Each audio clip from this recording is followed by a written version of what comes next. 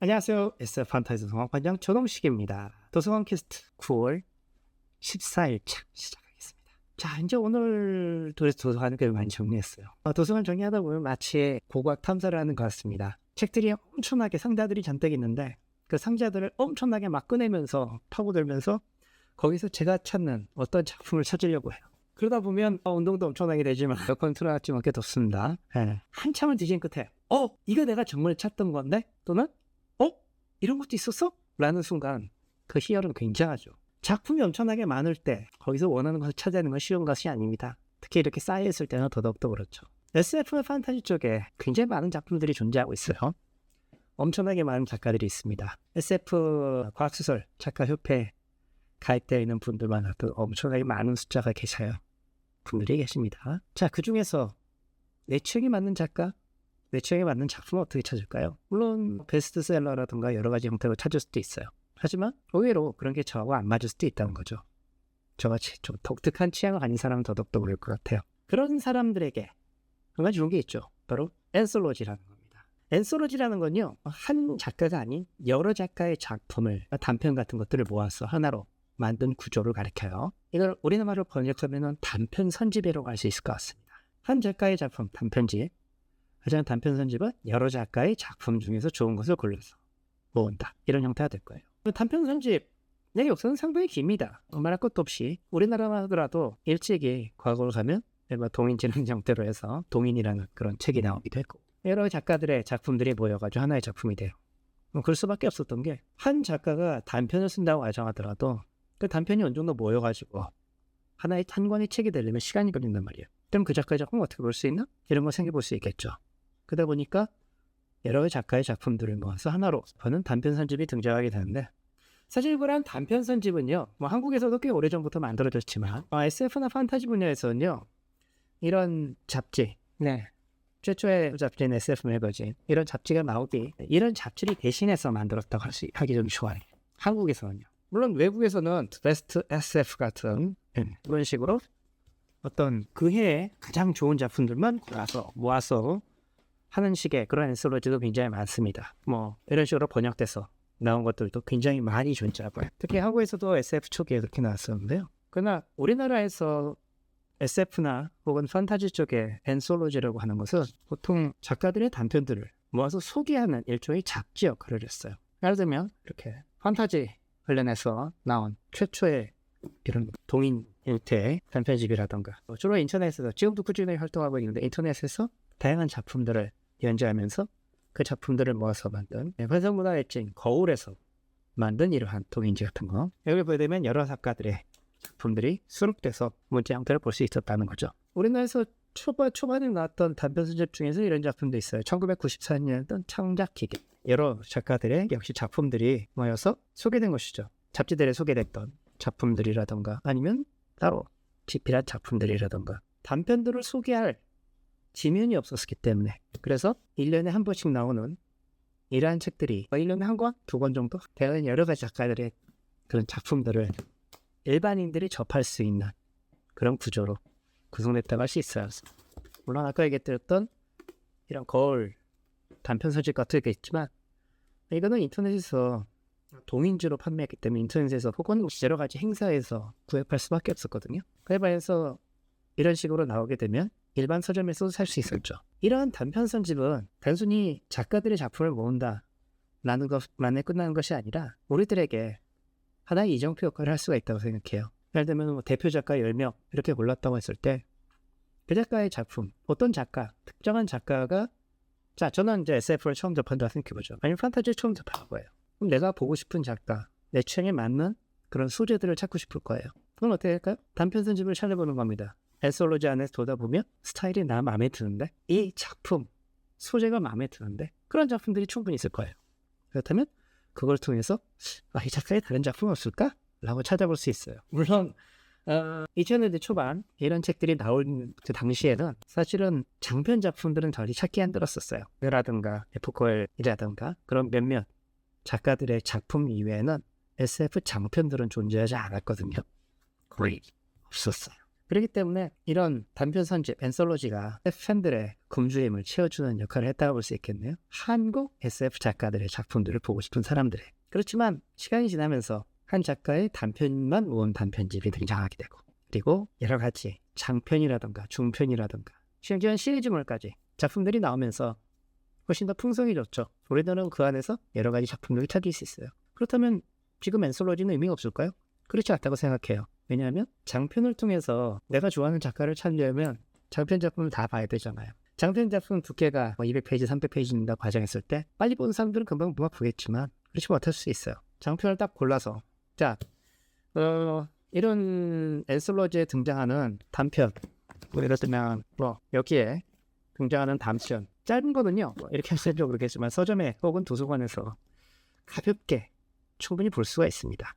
그러면 이 작가 마음에 드는데 라는 걸 금방 찾을 수도 있겠죠. 물론 단편과 단편, 그래 중편은 느낌이 완전히 다르기 때문에 어떤 작가의 작품을 단편 하나만 가지고 판단하기 힘들겠지만요. 그래서 그래도 기왕이면 다양한 작품들을 보고 싶은 사람들을 위해서 앤솔로지는 아직도 꾸준하게 나오고 있다고 생각을 해요. 물론 앤솔로지의 단점도 있죠. 앤솔로지의 가장 큰 장점은 종합선물 세트라는 거고, 단점 역시 그래요. 종합선물 세트다 보니까 그 안에는 제 취향이 아닌 작품도 얼마든지 쓸 수 있다는 겁니다. 종합선물 세트, 추석 다가오고 있는데 추석이 되면 여러 가지 선물 세트가 나오는데, 과거에는 종합선물 세트라고 있었어요. 선물 세트 하나에 햄도 들어있고 세제도 들어있고 김에다가 온갖 종류의 것들이 가득 들어있어요. 그럼 그 중에는 분명히 좋아하는 게 하나도 있겠죠.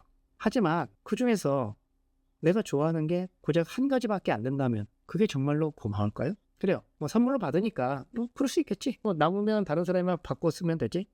종합 선물 세트가 많이 나올 때는 그랬습니다. 그런데 그 중에서 정말로 내게 필요한 게 거의 없다면 그런 만족도가 떨어질 것이고, 내가 만약에 그걸 사서 쓴다고 한다면 더더욱더 만족도가 떨어지겠죠. 일본의 복중원이라는 게 있어요. 연말 혹은 연시가 되면 기존의 상품들을 중에서 나름대로 괜찮지만 잘 안 팔린 상품들 있잖아요. 그걸 모아요. 그래서 한 2만 원어치 물건을 모으고, 거기에 쓸만한 물건도 있고 아닌 것도 있겠죠. 물건들도 많이 있고, 2만 원어치 물건을 모아서 만 원에 팝니다. 2만 원어치 물건을 모아서 만 원에 판다면 그러면은 이득이라고 생각할 수 있겠지만, 그 중에서 내게 필요한 물건이 몇 개 안 된다면, 이를테면 내게 필요한 물건 딱 하나밖에 없어요. 그렇다면 애매하겠죠. 바로 그런 상황이 문제가 될 수 있어요. 그래서 앤솔로지 중에는 좀 특별한 경우가 등장합니다. 예를 들면 이런 거 말이죠. 고양이 단편 선이에요. 고양이 이야기가 모아놓은 겁니다.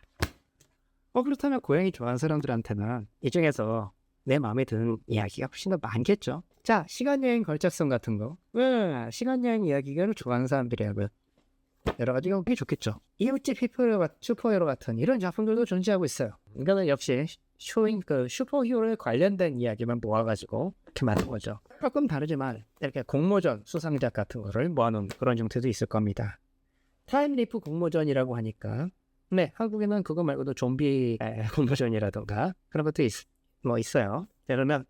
그렇다면 타임리프 중심의 이야기니까 역시 마찬가지로 시간여행 SF 걸작선처럼 시간여행 이야기 좋아하는 사람들에게 더 좋겠죠. 제가 이런 작품 중에서 특히 좋아하는 거는요, 7번째 달, 아시아 소라 SF, 캔리오를 비롯해서 우리나라의 여러 작가들 포함해서 홍지은, 남유화, 남세호, 후지 다이오, 그 다음에 곽재식, 이영인, 윤여경, 이렇게 해서 각각 아시아의 여러 가지의 설화들을 바탕으로 만들어진 SF 작품들, 이런 식으로 만들어진 그런 것도 있어요. 제가 정말 좋아하는 건 사실 이 작품입니다. 최후의 날 그 후. 포스트아포칼립스를 워낙 좋아해요. 여기서는요, 바로 그 아마게돈 대종말 이후에 미래 이야기를 그린 핵전쟁 같은 그런 끔찍한 결말이 있은 후에 미래 세계의 모습을 보여주는 그런 작품들이 다채롭게 모여져 있습니다. 여러 가지 내용들이 되게 많은데요. 여기서 이제 제가 가장 인상적인 작품, 존 윈덤의 바퀴라는 작품도 좋지만, 이거는 다른 단편 선집에도 있어가지고, 레이 브래드버리의 부드러운 비가 올 거야 라는 작품이 있습니다. 시작을 이렇게 시작돼요. 거실에서 말하는 시계가 입을 열었다. 뚝딱 7시입니다. 일어날 시간입니다. 일어날 시간이에요? 7시. 시계는 마치 아무도 일어나지 않을까봐 두려워하는 것 같았다. 아침녘에 집안은 고정했다. 그 고즈넉함을 뚫고 시계의 목소리가 끊임없이 울려 퍼졌다. 7시 9분입니다. 아침 식사하세요. 7시 9분. 평범한 아침.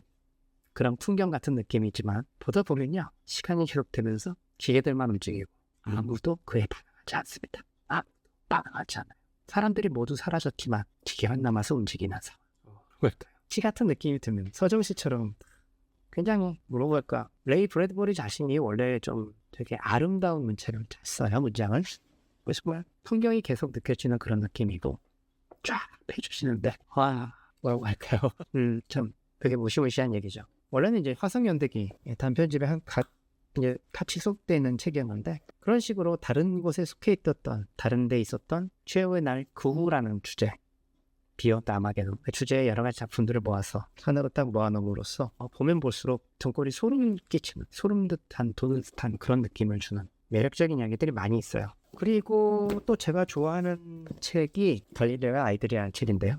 재밌습니다. 여기에 아까 얘기 드렸던, 자, 그래도 지구는 돈다. 물론 갈릴레오가 정말로 그런 얘기를 했다는 얘기, 그거는 이제 아니라고 얘기하긴 합니다. 근데 어쨌든 과학과 종교와의 충돌, 그런 것들, 내용들 아주 흥미로워요. 이런 식으로 어떤 특정한 주제 받쳐가지고 만든 그런 엔솔로지도 많다는 거죠. 그러면은 내가 좋아하는 그런 취향이 굉장히 다채로운 작품들을 볼 수 있잖아요. 물론 이제 장편은 장편만의 재미가 있고 단편은 단편만의 재미가 있지만, 이른바 최후의 날 그 후처럼 약간 뒤통수를 얻어맞는 듯한, 한 편 한 편 볼 때마다 소름이 끼치는 듯한 그런 느낌을 충분히 받을 수도 있을 거예요. 그런 것들이 사람들을 되게 즐겁게 만들어주죠. 그런데 이 엔솔로지가 참 문제가 있어요. 최후의 날 그 후라는 작품은 도대체 어디에다 놔둬야 될까? 도서관장으로서 엔솔로지만 따로 모아놨습니다. 그런데 최후의 날 그 후는 명백하게 포스트 아포칼립스 작품이라는 거죠. 아예 종말 문학 걸작선이라는 것도 있어요. 아포칼립스 혹은 포스트 아포칼립스 설정의 여러 가지 작품들이 모여있다는 거죠. 도서관에는 포스트 아포칼립스만 모아놓은 칸이 따로 있습니다. 그러면 이런 작품들은 도대체 어디로 가야 되죠? 시간 여행도 마찬가지예요. 어디로 가야 될까요? 되게 고민거리예요. 아시아 설화 SF, 엔솔로지 쪽에 놔둬도 되겠지만 설화, 전설 같은 거 모았는데 같이 모아놓으면 훨씬 더 재밌지 않을까요? SF 판타지 도서관이라는 그런 전문 도서관을 추가하는 그런 의미여서 이런 것들이 참 고민된다는 거죠. 물론 이제 슈퍼히어로 같은 것도 마찬가지예요. 단편집이 아닌 그런 뭐 장편 같은 경우에 일부, 뭐 앤트맨 같은 작품들은 DC나 마블, 슈퍼히어로 있는 쪽에다 같이 모아놨어요, 당연히. 그렇지만 앤트맨 소설, 이건 어떨까요? 한국 작가 단편 선집에 모아놓은 게 나을까요? 아니면은 슈퍼히어로 쪽에 같이 모아놓은 게 나을까요? 양쪽 다 장단점이 있는데 되게 고민될 수밖에 없어요. 양쪽 다 놔두면 되지 않느냐? 라고 할 수도 있겠는데, 두고 있는 책들 모를 수도 있겠지만, 되도록이면은 어떤 명백한 기준이 있으면 더 좋겠거든요. 그래도 어떤 면에서는 그런 게 참 즐거운 고민이죠. 이처럼 다양한 책들, 이 책들 중에서 제가 본 것이 몇 개나 되나 살펴보면서 이런 것도 있었네, 저런 것도 있었네 라고 살펴보는 그런 재미. 여러분들도 한번 기회 되시면 SF나 판타지를 접해보실 때 엔솔로지를 한번 찾아보시는 걸 권합니다. 물론 서점에서 서서 보는 건 좀 그렇겠지만 가볍게 보시고서 마음에 드는 게 있다면 그 자리에서 바로 구입하시는 것도 좋겠죠. 비록 10개 중에 단 하나만 재미있다 치더라도 하나의 얘기를 통해서 더욱 다양한 작가, 더욱 다양한 스타일의 작품들, 더욱 다채로운 소재들을 만날 수 있을지도 몰라요. 제가 최후의 날 그 후 속에서 사실은 바퀴라는 작품에, 갈릴레오 아이들에도 있었어요. 그래서 바퀴라는 작품에 빠져서 좁혀오기 시작했다가 바로 이 부드러운 비가 올 거야를 만나고서 레이 브래드버리의 매력을 다시 한번 느낀 거죠. 그전에는 브래드버리에 대해서 잘 몰랐거든요. 우리나라에 나온 작품도 별로 없었고, 화성연대기 하나 나왔는데 워낙 예전 거라 찾긴 힘들었었어요. 뭐 지금이야 다 나왔습니다. 화지 451이라던가. 그래서 여러분들이 엔솔로지를 통해 여러분만의 맞는, 여러분의 취향에 맞는 어떤 작품을 찾으시길 권하겠습니다. 여기까지 SF 판타지 도서관 관장 전홍식이었습니다. 감사합니다.